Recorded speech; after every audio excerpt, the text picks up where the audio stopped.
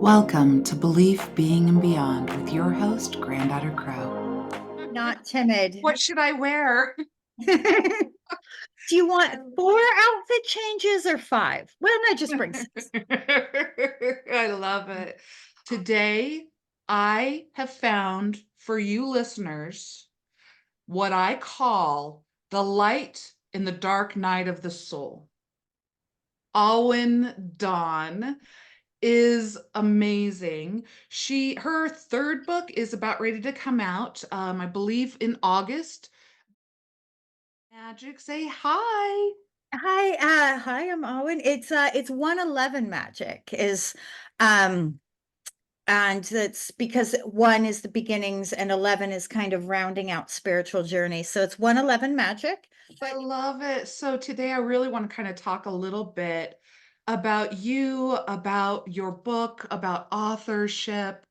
I want to start by saying I met Awyn at the Coalition of Visionary Resources award dinner, where Yes. we were both sitting in the audience wondering if, we knew that we got nominated for each of our books, and we're sitting there and we both won an award at the INATS, the International Trade Show, which is when I heard that you won your award for, was it the Paganism on Parole? That's the one that you won the.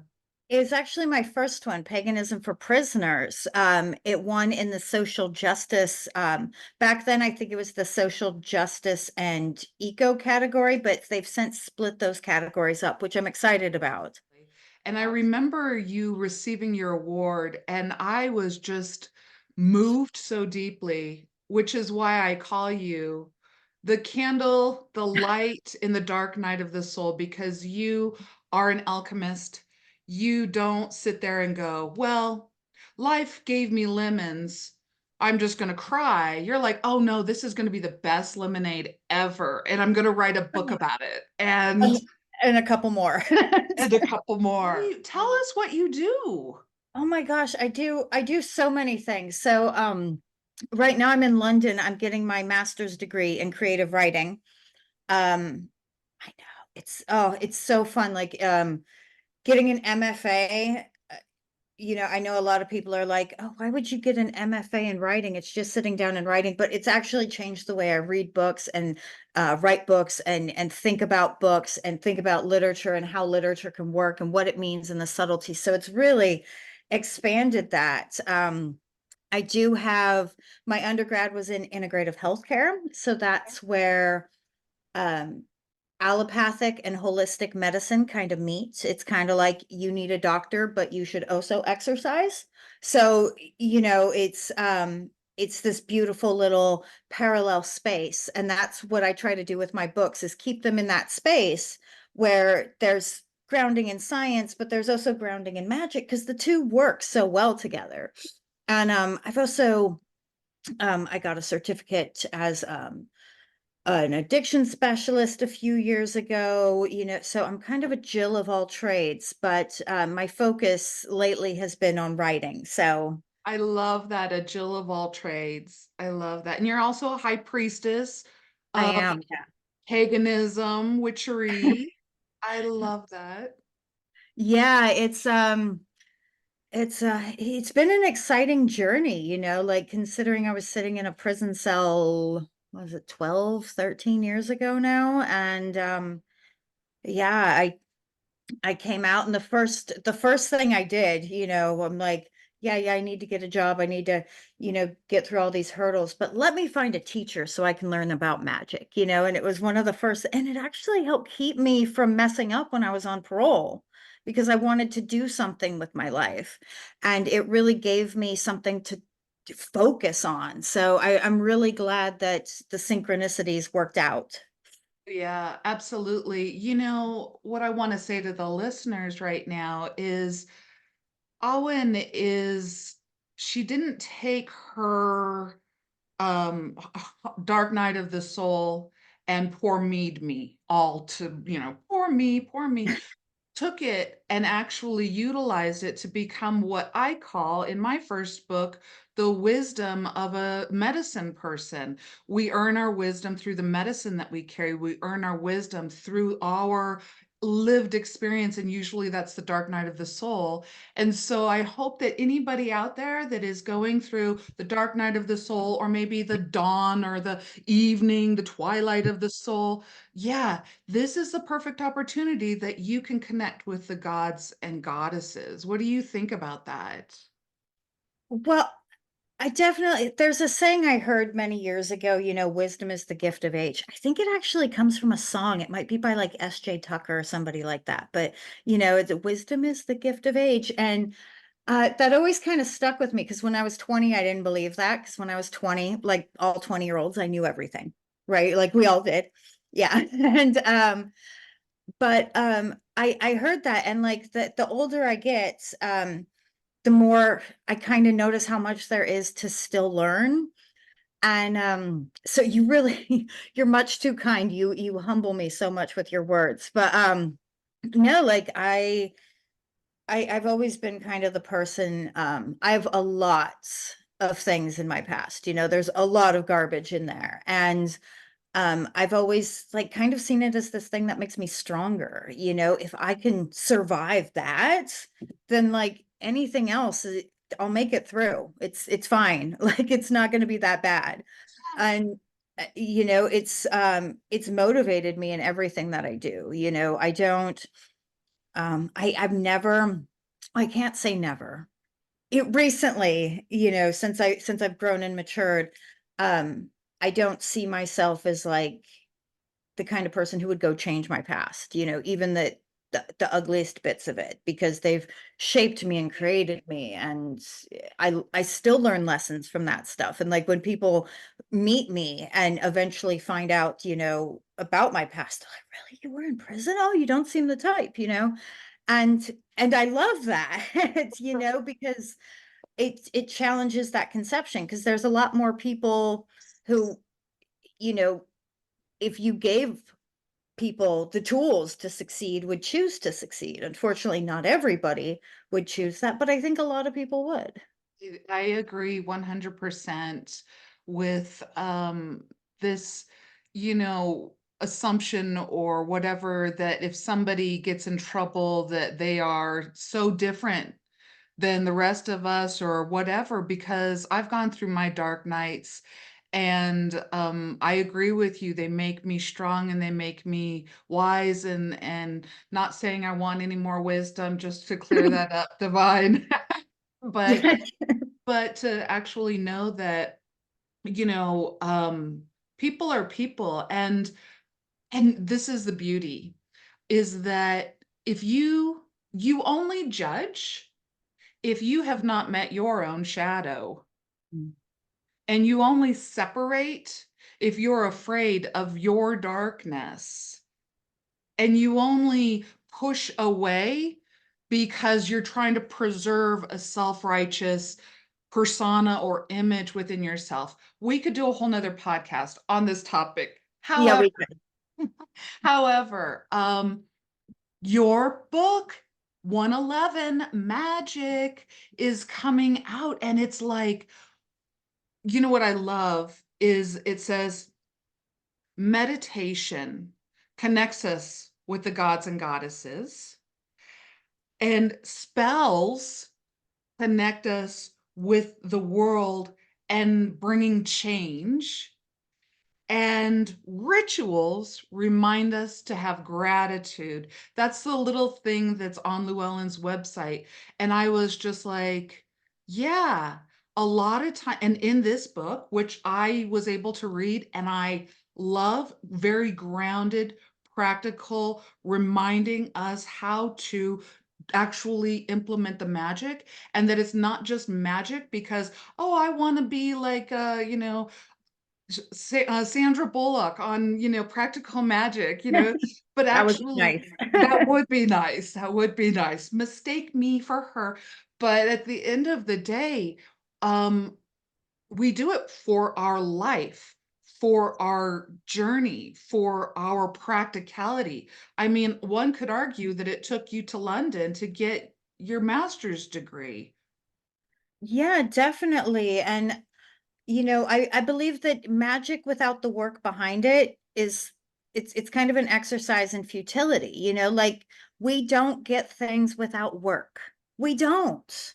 I mean, maybe somebody's super lucky, and like even if you take the example of, winning the lottery, you had to buy a ticket, you know, that it's and I see this a lot in our world, and it's actually kind of sad where there's this expectation to just because we exist, like everything comes to us. There's some things we should always have as human beings, like water should be free, and everybody in a perfect world would have a roof over their head, those kinds of things. But if you want to get yourself out of a hole, you're gonna have to climb.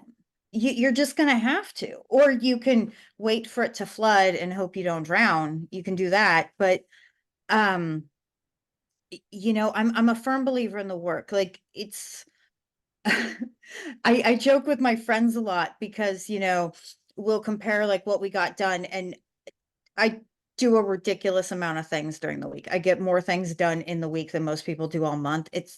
I don't know, it's just the type of person I am. I get very bored, so I do lots of things. But without taking it to that extreme, if you want a new TV, start setting aside, make a space for it in your house, start browsing online, put up those indicators that this is the one I want, do those things that are visual cues, and then put in the physical work behind them. It's so much more satisfying because you mentioned um the work and it bringing me to London, and that was one of the hardest things I ever had to do was, not just put in the visa application, but go through and I spent like 7 months downsizing everything I owned, and so it was work to manifest, to reinforce the magic. I absolutely love that. And, another thing about the work, it's not just the practical external work. A lot of things that you'll find in this book. What can you pre-order it? I didn't mean to cut myself off, but can you pre-order in a couple of weeks, like mid-April is the pre-order? Oh, I don't know. I thought you could pre-order now. Oh, by the time I you hear this, check it out. I Pre-order. I think pre-orders happen now. I love that. But if I'm wrong, don't come after me. But no, I think you can pre-order now. I hope so, because I've been telling people to pre-order. Love So it. Absolutely. Well, this is the work. You're yeah. putting the indicators out there for the sales. So anyway, what I was gonna say, I just got so excited about the release. But what I was gonna say is that in this book, it's not just the work that you do externally. A lot of what Awyn talks about is self-knowledge Mhm. and reflection and self-growth and all of that, which is something that any person should be able to do. That's how we evolve. So, can you talk just a little bit about how you view self-reflection, self-knowledge? What is that about? What does that dynamic do in your life or our life? I think that the key thing, right, is you can kind of you can kind of gauge where you are in your own spiritual world if you're able to have conversations about things you don't agree with. For me, this has been one of the biggest indicators. We live in a world where you can find anybody who agrees with you on anything, right? You can find hundreds of thousands, maybe even millions of people who agree with you on something. But for me, the check is always, can I talk with somebody who disagrees with me? And if I can't do that, then that means there's a reason for that, that there's something spiritually off, and I need to check why that is. Like we can hold all the beliefs in the world, but if you can't challenge those, we really don't know what they're grounded in, right? And so my book is a lot about challenging these things that we think we know about ourselves. That's why I have, even some of the simple ones where you get a bunch of friends and you try on different outfits, and like maybe it reveals something about yourself, and it's uncomfortable a lot of times. It's okay though. Like we need to be okay with being uncomfortable, because you won't die from uncomfortable. Right. You'll be fine, you Right. know, but being uncomfortable is how you learn, oh, maybe I do like this, or maybe I don't like that, or why has purple always been my favorite color? Or, why do I believe these things? Why do I don't want to bring up anything too controversial, but why do I believe, that hummingbirds are the best bird on the planet? Was it because my grandma raised them? We have to challenge ourselves and understand the why, Yeah. because social media alone will feed us all kinds of things, and we'll think we're right, especially if we're in that little bubble where, "Oh, all these people agree with me, I must be right." But Yeah. when you can start being like, okay, I'm going to see what the other side has to say. Don't have to agree, don't have to change my mind, but that ability to question it, that's a key for I spiritual health. I absolutely love it so much what you just said that I actually wrote a book about questioning, and it's called Belief Being and Beyond, which is also the name of this podcast. And it really is about questioning things. Like I was brought up in a world where I wasn't allowed to question. I wasn't, don't question authority, don't question the divine, don't question blah blah blah. And I got them, and then you're seen and not heard. I was basically programmed to not question, but questions actually lead you to that expansion. And I love that. It's kind of like if a tree once planted as an acorn did not question, what does it look like above ground? That's what we're talking about. That's really what we're talking about, Yeah. and growing in that way. I love it. So, how can people get in touch with you when you're over the pond? Well, so I do have a website, awyndawn.com, AWYNDAWN. And there's a contact me form on there. If it's publicity, because we were talking before the podcast how we both love publicity. I do have a publicist. His information is also listed on the site. So that's how you can contact me. I do have an event coming up at the Atlantis Bookshop in September. I know it's such a great bookshop. I'm going to be doing some work from 111 Magic. So yeah, I that's a very long answer to your question of how to get a hold of me. Oh, you can also, I always forget about social media. Yeah, Alwyn Dawn on Instagram, um, on X/Twitter. I'm on at Awyn Dawn, and Awyn Dawn Official on Facebook. There's a long story as to why the official is on there. But yeah, that's how else you can get a hold of me. I absolutely love it. And I'm going to put all of that in the comments too, so that you guys don't have to grab a pen and write it really quickly. But that is the perfect answer because, in this fast-paced world, it's really, really wonderful to be able to sit back for a minute and listen to somebody else's story and allow it to encourage and empower you, whatever you're going through. If she did what she did, and then wrote a book about it and now is taking a master's degree in London. What can I do with my life today? What steps can I take with my life today? Is there any last thing that you want to say about 111 Magic or anything like that that teases us to take a copy?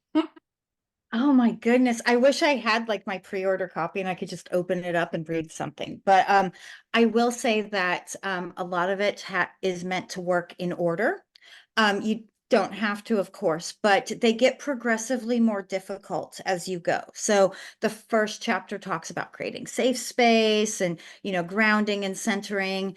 And, so if you're new and you're not used to magic, um, it kind of eases you in. And then some of them get very, very deep. You know, there's some exercises in there where you really have to sit. Like, I think there's one where, in fact, I know there's one where I have you break out of a blanket, you know, to get used to being uncomfortable because we're very comfortable in the world. We have air conditioners, we have heaters, we have cabs, we have public transport. Like we really don't have to be uncomfortable for very long, but being uncomfortable, right? Being uncomfortable teaches us like what ways we can wiggle and grow. And it really makes us kind of tougher in a way, you know, and but still able to hold that compassionate candle, you know. So I would say that if you're looking for exercises that are challenging, Yes. that there's a lot of meditations that when I wrote them, I was like, wow, that's really good. Cause I'm always surprised. I'm like, wow, that's really good. When you're talking about my book, I'm like, oh, did I write that? Is that in there? That's but there's a lot of rituals and meditations that aren't just going to be your basic cookie cutter, you know, love spell or sunny day spell, or like there's some stuff in there that's going to help you do some work, you know, I if you love want that. to grow, if you want to leave behind the garbage of your past, this book is a good tool. I want to be careful and make sure everybody know it can't do it for you, right? It's not going to magically fix you, right? But it will give you tools to continue that process and to do that work because it's a lifelong effort. Like just in the 18 months that I've been in London, I'm different than I was a couple years ago. And I imagine in 2 years, I'm going to be completely different than I am now. And that's the beauty of 111 magic is it's this cyclical. It's this cyclical thing where you don't get to an end point and you're done. You get to an end point and you're like, okay, what's next? Yeah. Yeah. And that's why I love that is because um, we're lotus flowers and we continuously unfold. And when we think that we've arrived, take a deep breath because the next dose is coming. It's through that experience of learning how tough we are, how much of survivors, how powerful we Yeah. are. And that is part of the wisdom of being able to go, life is difficult. And that doesn't mean that it's personal, but it gives me the opportunity to self-discover, to get strong, to be out there in the world. And I absolutely love it. So thank you so much, Owen. It has been a joy. And Ah, what I would like to say is thank you again for watching and listening to this episode of Belief Being and Beyond with your host, Granddaughter Crow. Please review, that helps a lot. Like, comment, and share. Thank you. Say bye, everyone. bye.